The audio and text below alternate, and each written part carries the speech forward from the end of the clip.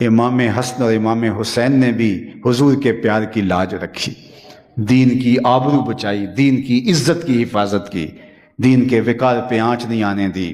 اللہ اکبر۔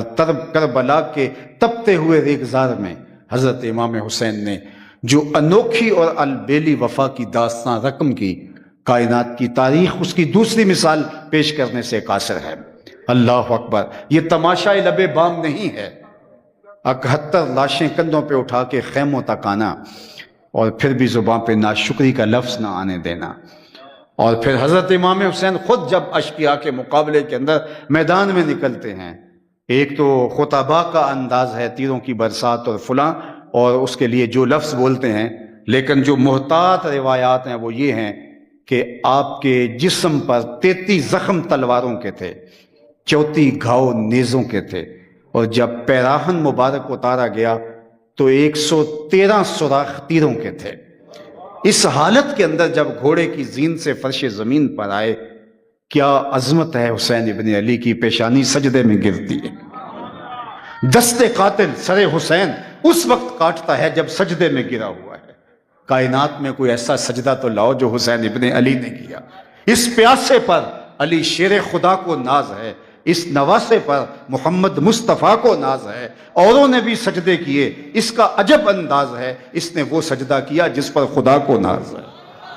اے حسین ابن علی تم پر سلام، نازش آل نبی تم پر سلام، تم پہ لاکھوں رحمتیں لاکھوں سلام۔ اے شہیدان محبت کے امام، لالا گوں لالا بدن لالا کفن، اے چمن اندر چمن اندر چمن، زندگی ہی زندگی تیری حیات، اے حیات اندر حیات، افتخار ملت بیضا ہے تو، رب کعبہ کی قسم یکتا ہے تو، فخر کا دل میں دریچہ باز کرنا چاہیے، جن کا تو آقا ہے ان کو ناز کرنا چاہیے۔ ہمیں فخر ہے حسین ابن علی پر۔ میدان عرفات ہے، صحابہ نے حضور کو بتایا، اونٹ پر سوار ایک حاجی آ رہا تھا اور اونٹ سے گر گیا ہے اور گردن کی ہڈی ٹوٹ گئی ہے اور انتقال ہو گیا، تو حضور نے فرمایا اس کو احرام میں ہی کفن دیا جائے اور اس کا جنازہ پڑھ کے دفن کر دیا جائے۔ اور پھر مصطفیٰ کریم نے فرمایا کل قیامت کے دن جب وہ اٹھایا جائے گا ملبیاً، اس کے لبوں پہ تلبیہ ہوگا، لبیک اللہم لبیک پکارتا ہوا اٹھے گا۔ تو اس حدیث سے سمجھ یہ آتی جو جس حالت میں جاتا ہے اس حالت میں اٹھایا جاتا ہے۔ تو اس حدیث کی روح سے آؤ سمجھیں، حسین ابن علی کا سر حالت سجدہ میں کٹا ہے۔ لوگ قبروں سے اٹھیں گے لیکن حسین کا سر سجدے سے اٹھایا جائے۔ حسین آج بھی سجدے میں ہے اور حسین کا سر آج بھی سجدے میں ہے۔ بلکہ شاعر نے کیا خوب تصور باندھا، جب سر حسین دست قاتل نے کاٹا تو نیزے کی نوک پہ چڑھا دیا، لیکن اس طرح کہ کٹی ہوئی گردن کا رخ اوپر تھا اور سر انور کا رخ نیچے تھا، تو شاعر کہتا ہے بآں کے سر نیزے پہ اور سوئے زمیں ہے روح، چہرے کا رخ زمین کی طرف ہے، بآں کے سر نیزے پہ اور سوئے زمیں ہے روح، یعنی سجدہ ثانی کی ہے آرزو۔ رکعت کے 2 سجدے ہوتے ہیں اور حسین ابن علی نے ایک سجدہ کر لیا تھا، دست قاتل نے سر کاٹ دیا، حسین کی پیشانی میں دوسرے سجدے کی آرزو مچل رہی ہے۔ کیا ناز والا سجدہ کیا، کیا انداز والا سجدہ کیا حسین ابن علی نے کہ زمانے کو ورطہ حیرت میں ڈال دیا۔ لوگ سر بچانے کے لیے باطل کے ہاتھ میں ہاتھ دے دیتے ہیں، امام حسین نے ہاتھ بچانے کے لیے سر دے دیا۔ اور ایک اور بات میں کہنا چاہتا ہوں اگر آپ کی توجہ ہو، یزید نے امام حسین سے بیعت مانگی تھی، اپنا ہاتھ میرے ہاتھ میں دے، امام حسین نے سر دے دیا۔ اور آپ دیکھتے ہیں کربلا کی تاریخ کے اندر آپ کے مبارک اجسام کے اوپر گھوڑے دڑائے گئے اور ہڈیاں استخوان مبارک چور چور کر دی گئی۔ کربلا میں حسین کا سر ملا ہے، جو کربلا سے کوفے، کوفے سے قادسیہ، قادسیہ سے دمشق اور دمشق سے پھر کربلا آتا ہے۔ باقی حسین ابن علی کے باقی جسم کو گھوڑوں کی ٹاپوں سے رون دیا گیا۔ اللہ اکبر۔ یہ اللہ کی قدرت کے رنگ تھے۔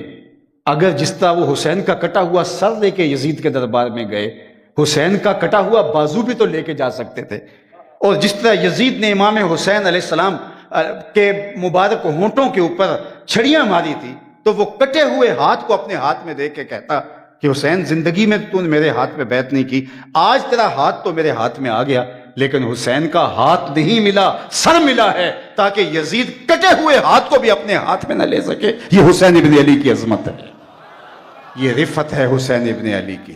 اور حسین ہارا نہیں، حسین جیتا ہے۔ دنیا جیت اور ہار کے اپنے تصور کرتی ہے، لیکن میں کہتا ہوں، اقبال نے ایک بڑی خوبصورت بات کہی، جو دلوں کو فتح کر لے وہی فاتح زمانہ۔ فاتح کون ہوتا ہے؟ کہا جو دلوں کا فاتح ہو۔ اس پوری مجلس کے اندر ہزاروں کے اجتماع میں کوئی ایک شخص بھی نہیں ہوگا جو یزید کا نام سر اٹھا کے لیتا ہو۔ پورے شہر میں ڈھونڈ لیں، کوئی یزید کا حامی آپ کو نظر نہیں آئے گا۔ پورے ملک میں ڈھونڈ لیں، آپ کو یزید کا نعرہ مارنے والا کوئی نہیں ہوگا۔ حتیٰ کہ کفار سے جا کے پوچھ لو، جا کے ہندوؤں سے پوچھ لو، وہ بھی یزید کو ظلم کا، جبر کا، جور کا استعارہ قرار دیتے ہیں۔ مہاتما گاندھی کا بیان ریکارڈ پہ موجود ہے، جب اس نے برطانوی سامراج کے خلاف نہضت کی تو اس نے اپنے لوگوں کو کہا کہ مٹھی بھر جماعت ایسے سامراج سے ٹکرائے جس کے اقتدار میں سورج طلوع بھی ہوتا ہے، غروب بھی ہوتا ہے، دیوار کے ساتھ سر مارنے کے مترادف ہے۔ منطق کی کوئی دلیل نہیں ہے کہ میں اس سے ٹکراؤں، لیکن کہا اس کے باوجود میں تمہیں لے کے کھڑا ہو گیا ہوں، اس لیے کہ میرے سامنے حسین ابن علی کا کردار موجود ہے۔ تو میں کہتا ہوں کہ کوئی یزید کا ماننے والا بھی ہو تو وہ بھی یزید کا نام نہیں لیتا، سر جھکا کے لیتا ہے، دائیں بائیں دیکھ کے لیتا ہے، لینے سے پہلے شرمسار، لیتے ہوئے پسینہ پسینہ۔ لیکن ہم جب نام حسین لب پہ آتا ہے سر اٹھا کے چلتے ہیں۔ بلکہ میں ایک اور بات کہتا ہوں، ہم آ حسین والے بھی نہیں، ہم واہ حسین والے ہیں۔ ہم ان کی عظمتوں کو خراج پیش کرتے ہیں، جس طرح انہوں نے ظلم، جور، جبر اور زیادتی کے سامنے جو ہے وہ قیام فرمایا، نہضت فرمائی۔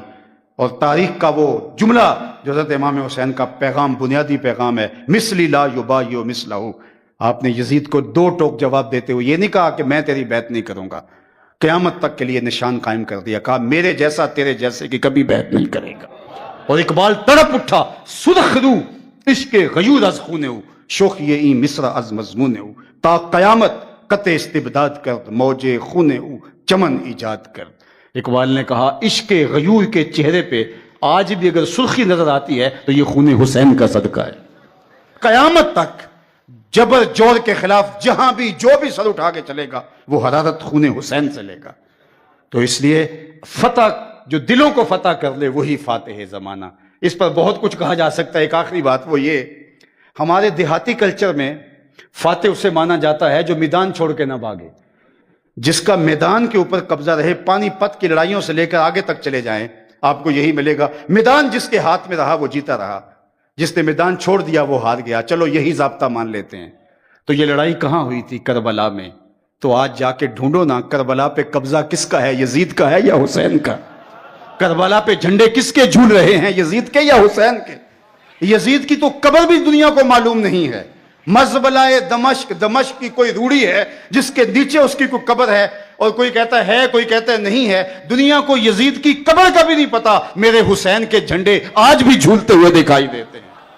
اے حسین ابن علی تم پر سلام، نازش آل نبی تم پر سلام، تم پہ لاکھوں رحمتیں لاکھوں سلام، اے شہیدان محبت کے امام، لالا گوں لالا بدن لالا چمن، اے چمن اندر چمن، زندگی ہی زندگی تیری حیات، اے حیات اندر حیات، افتخار ملت بیضا ہے تو، رب کعبہ کی قسم یکتا ہے تو، فخر کا دل میں دریچہ باز کرنا چاہیے، جن کا تو آقا ہے ان کو ناز کرنا چاہیے۔